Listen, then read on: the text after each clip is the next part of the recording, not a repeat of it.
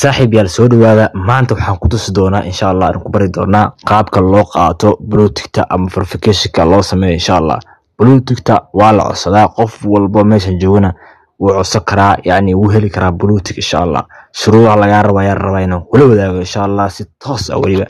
okay intaan ku soo gudbin channelka naga daawanayso waa Master Technology Channel insha Allah. muuqaalkana ma su'aalo uma santaa waxaan tagi doonaa qaybtan kore Saudidan qaybtan kore Saudidan aku calaameyn doona insha Allah taabo si toos ah marka aad taawato kadibna waxaad taawan doontaa qaybtan ay ku qoran tahay setting taabo setting meesha ku qoran tahay setting taabo marka aad taawato kadib waxaad taawan doontaa qaybtan ay ku qoran tahay account ayaa taawan doontaa insha Allah. marka saas u taawato kadibna waxaad dooran doontaa qaybtan ay ku qoran tahay verification ayaa taawanaysaa verification ayaa taawan doontaa insha Allah. taabo marka taabato kadib wuxuu ku soo saari doonaa waxyaabaha laga baahan yahay. hadda waxa codsanaysaa waxa way yani verification-ka bluetooth insha Allah.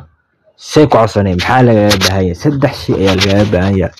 saddex shay haddaan ku soo koobo haddii aan ku sharxo koow ina caan tahay, laba ina passport leedahay fahanti mid kale oo adiga yani ina caan tahay. muhiimada intaas waa caan ina tahay ina passport ama document ahaysi فهمت أما دولة كيسو أما كيسو واسكو ماشي باسبور نيسي إنا عانتا وكلية انتا سوك أيو بآية حد وابوحن كتا 6 شروط وكلية أما لقاء سو أخبار أما يعني والغو سو ديدا لكن سو حاسمين سو حياتا هاي فهمتي باسبور سحسن جري سو هدي عانتا هاي مقال كاك أم لينكيغا سو قبو ماش ودر فهمتي ستوس اللينكيغا ماش الرائني فهمتي مركا ودرت كدب وصنايان بلوتك أيا لغو ساري دونا إن شاء الله.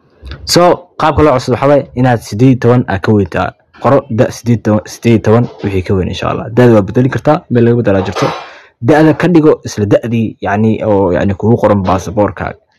waxa taawan doontaa waxa taawanayna qaybtan ku qoran tahay start taawo marka taawada kadib hadda wuxuu kaaga baahan yahay wuxuu ku leeyahay profile-kaaga iyo waxa leeyahay picture-kaaga sawirkaaga saaro profile-kaaga saaro magacaaga saxda oo passport kugu qoray ku qoro oo aan ku tahay magacaaga caanka passport kugu qoray ku qoro.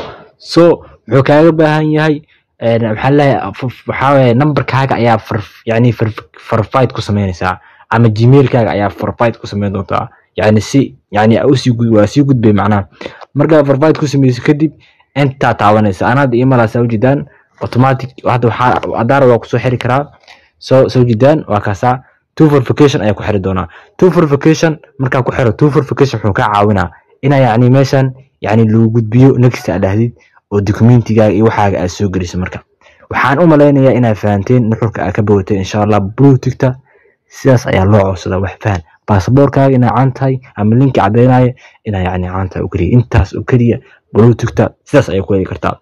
marka Saudidan ana hadda two verification ugu xirno sababta maxay tahay two verification waa iska taqaanaa two verification ayaa sameynaysaa waa tagaysaa hadii aan ku tuso two verification waxa ka heli kartaa qaybtan sare Saudidan qaybna account ya tagay waa ka Saudidan two verification meesha waa lambarkaaga ku xiray lambarkaaga ku xiray two verification vant intaas oo kaliya wax weyn ma aha.